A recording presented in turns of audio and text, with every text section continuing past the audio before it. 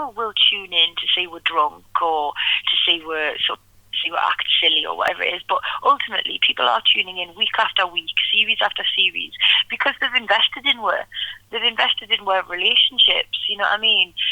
I'll go out on a night out, or I do a club PA, and people will come over and they'll say, "What's happening with Gary and Charlotte?" or "Are you okay after Ricky?" and "What have you?" They feel like they know we're after watching with sort of 8, 9, 10 series. And I think that's the nice part of it. Yeah, we are and we are daft and we are controversial, but ultimately it's the make-ups and the break-ups and the falling out and things like that that really have people's attention held.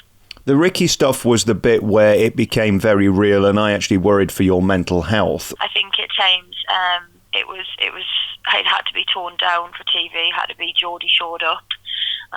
It was made to look like it was quite a lot of dramatic, like sort of drunken arguments, when in reality it was bullying, essentially.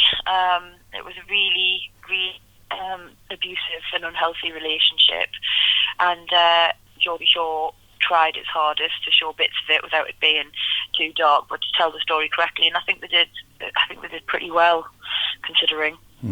Where's the line between making a show for entertainment and ruin your own life in the process? Because it's a very thin line, isn't it?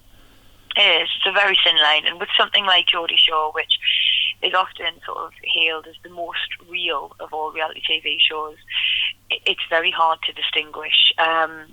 For me, I gave that show absolutely everything, far more than I probably should have, and I couldn't differentiate between where, like, Vicky Pattison, normal human being, and Vicky Pattison from Geordie Shaw started and began, and I just lost myself a little bit, and it was really hard for me for a while to do Geordie Shaw, because I couldn't. It engulfed us. It completely engrossed me. So that was when I eventually made the decision to leave. I think I'd given it all I could. And I think it was the right move. If we look at where you're at now, and we're going to talk about that in a moment with the new book, All That Glitters, which is out now. Do you think there was a point as well where you believed your own bullshit? Because that show is so big with our generation. I'm more or less the same age as you. And it's so massive. I mean, and the lifestyle that you get from it is so hedonistic. Did you also get sort of too involved in the hedonism of it and the ego of it? For a while, yeah, I did. I did get wrapped up in Geordie Shaw and wrapped up in celebrity and started to believe a little bit of my own hype. Luckily, I got sort of brought back down to earth with a thud rather quickly, and there's been a lot of like moments like that in my life where I've sort of I've been on the cusp of becoming total knob, and just pulled it back.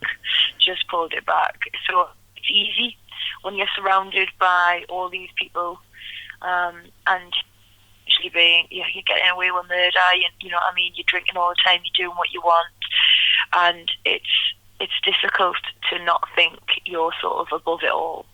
But like I say, luckily for me, I've got a good support structure, friends, family that I've had for years. They've seen the warning signs and brought us back down to earth. Who's the biggest leveller? Is it Mum? Who is it? Mum wouldn't let us get away with anything. She's always quick to call us up on any of my bullshit. But my sister, massively. Right. She's 23, 24, coming up soon. Always just worked hard, 9 to 5 jobs. Couldn't imagine anything worse than being on TV or having a picture taken or anything like that. Thinks the vast majority of the rest of the cast of Geordie Shaw are deplorable human beings, and sort of always made sure she knew how, like, I knew how she felt about it, and kept us sort of just grounded, I think. And what is your perspective on it now? Are there embarrassments that you wish you could edit out of that show? I probably wouldn't be talking to you today if you hadn't been in it, so it'd be churlish to discount it from your career. What's your perspective on it at this point?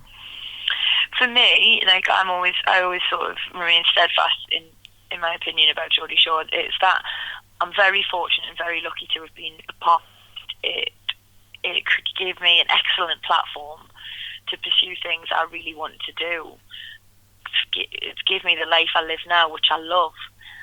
But at the same time, it wasn't like doing it hasn't been without its awkward moments, or like I've had to make sacrifices, etc.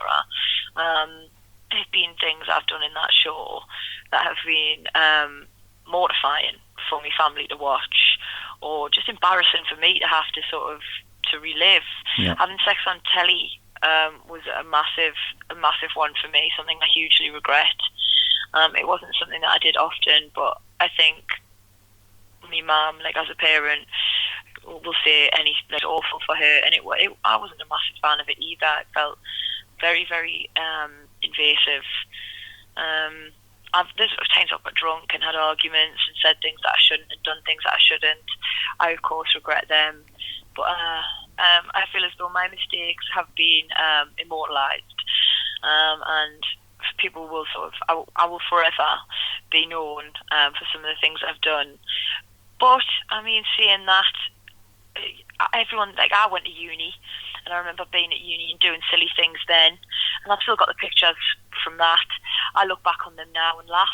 I sort of think, like, wasn't that a good night, or, like, wistful sort of I think, and I'm hoping that in a couple of years I'll do the same with everything I did on Geordie Show. Yeah. Well, you've nothing to be embarrassed about. As we sit here, you've over 1.5 million Twitter followers and 1.4 million Instagram followers, 400,000 on Facebook. This is a sign of success in 2015, and as depressing it is for an old guy like me, the reality is that PRs, book companies, TV shows, that's what they want, that popularity. It's something I certainly will never have. And I look at how you've done it. I mean, you've created an empire, and I think more than anyone else on Geordie Shore, there might be people who are hot, there might be people with enormous penis, but it seems like you have got the brains and you've created a business, haven't you? An empire. Yeah, I have worked very hard, even when I was on Geordie Shore, but especially since I left, to create sort of business ventures and things around me that will hopefully last the test of time. There's a lot of things that I can only do when I'm young, or relatively good looking, or current.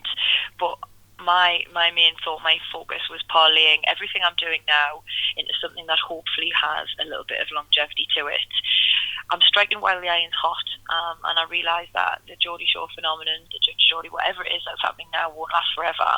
But hopefully some of the things I'm investing my time in will. I've got a feeling you're going to end up on mainstream TV, partly because you're beautiful, that's obvious, and we're going to talk about that in a minute, but because you're smart. I think for young women, and Katie Price is a bit like this, for all the BS around her, she's fundamentally a smart businesswoman. There are similarities. The empire that you seem to be building is sort of the same thing, that you've found this fan base and you're using it positively to create a business. That's smart. Thank you. I mean, there have been people who've drawn comparisons to Katie Price over the last couple of months especially, and I do take it as a compliment. Say what you want about her. She's like a very shrewd woman with a great sense of sort of business acumen. She didn't have an awful lot when she started out. I mean, she came from sort of very humble modelling background, and look at her now. Yeah. She's certainly one of like the richest women in the UK, and people will argue she's done it with no like discernible talent. I mean, hats off to her. Yeah. She's a very clever woman in my opinion. Let's talk about your beauty, because this always fascinates me, as I say, and I'm not doing jokes. I am an ugly guy and I know it. You've been blessed with looks and you seem to get more beautiful and more beautiful. You also seem to be getting slimmer and slimmer, and what bothers me about the Geordie Shore girls is there seems to be a competition at the moment for thinness. Just help me with this, because you're okay, are you? You're not on some sort of regime where you're fainting and all that stuff. Oh God, no. It's funny you should mention it. I'm currently at a boot camp in Norfolk. I lost my weight through exercise and healthy eating, and I've kept it off the same way. There's no secret to it. You know what I mean? There really isn't. You have to burn more calories than you're putting into your body. You have to give your body the right stuff for it to be healthy, for it to function correctly. Otherwise, like, a body just won't lose weight and you won't be strong. I've never wanted to be skinny. My lifestyle is really hectic, and I often work really long hours. And if I was unhealthy or underweight, or sort of hadn't lost my weight through the correct means, I couldn't function. I couldn't do everything I do. So I'm a firm believer in sort of enjoying life and everything in moderation. And because I do like a gin and tonic on a Friday night, or I don't know, a takeaway on a Sunday, I have to train really, really hard. The majority of my weight loss is exercise. I'm worried about Charlotte at the moment right now. I don't know what she's trying to do or what she's trying to achieve. She looks too thin, and I'm not sure mentally she's in a great place. Is she okay, seriously? I haven't spoken to Charlotte in a long time. I think the last time I seen the majority of the Geordie Shore cast was sort of January at the NTAs. I think she lost her weight through the same process I did, with fitness DVD. So I know she has done it predominantly through exercise and eating right and everything. And it's safe, it's healthy. The woman who sort of is in control of that has done it for years. I know one of our trainers, he's brilliant. She'll be getting the best advice she can. She's always been a slim girl. She just ballooned because she sort of was living the Geordie Shore lifestyle to excess. She's got long legs and I think she's taller than me as well. All of these things attribute to giving her a sort of a very waif-like appearance when she does lose weight. I'm smaller and stronger. I think I'll always look sort of more muscly and toned, whereas Charlotte will look, it's thin, do you know what I mean? That is it. I can't imagine she's unhealthy. I know her family, and like I say, her mum's very similar to mine. She's very supportive, but she also wouldn't let Charlotte do anything stupid. Her dad's a great bloke as well. I don't think we'll have to worry about her. I really don't. I tell you what I worry about, though, is the impact on other girls who don't have that budget for a trainer and to do it as well as maybe you are or she is. It sends out a message that being really thin is really hot. And it just worries me that some young girls will take that the wrong way and go about it the wrong way. Do you accept that that could be a worry? I accept that, like, whether I wanted to be or not. I have had some sort of role model status thrust upon us. And I do take it seriously. You know what I mean? Like, I'm never going to change, and I'm never going to be perfect. And I'm never going to be someone who says, look up to me, this is how you should live your life. Unfortunately, some people are. I try, like I say, I eat right and I exercise regularly. Yeah. That is how I've lost my weight. I'm always promoting that on Twitter and Instagram, saying I've had a tough session with my trainer, I've done this, I've done that. Have I sort of said skip meals or try fatty diets? These things don't work, and I'm like a firm believer in that. I guess there's two sets of fans on your social media. There's the guys who think you're hot and the girls who want to be you. They're really two fundamental backers of your career, aren't they? I can imagine, yeah. Although there's not that many guys who want to date me on mine. I don't think. I think I scare a lot of men off. Yeah, help me with that. Where's your love life at this point? Are you happy? Are you settled? I'm happy. I'm very single. I mean, I broke up with my last serious boyfriend in October last year, and that was another sort of quite tempestuous relationship. And I needed a break. I needed a break from men in general. I focused on myself since then, and I found out that I get an awful lot more done and achieved when I'm sort of not living my life for a man. I'm a very strong person, very feisty and very independent, and I don't suit being in a relationship. I don't, especially because I tend to find I go for men who end up being quite needy, no matter how secure they insist they are in the early stages. They always end up driving us insane. So yeah, I'm single and happy and focusing on my career. If I were to meet you on Tinder tonight, is there any hope that a guy like me could ever get with a girl like you? I mean, I've got to be honest, I'm quite superficial, but I think that's just our generation. I do overlook things like sort of a perfect body or whatever for things like nice eyes. Like, I love nice eyes, and I love someone who can make us laugh. It's not very often I find someone who I can connect with, sort of who makes us laugh, who I find intelligent, who stimulates us, essentially. Vicky Pattison, great to talk to you. Lovely to speak to you, honey. Thank you. The brand new book's out now. It's called All That Glitters.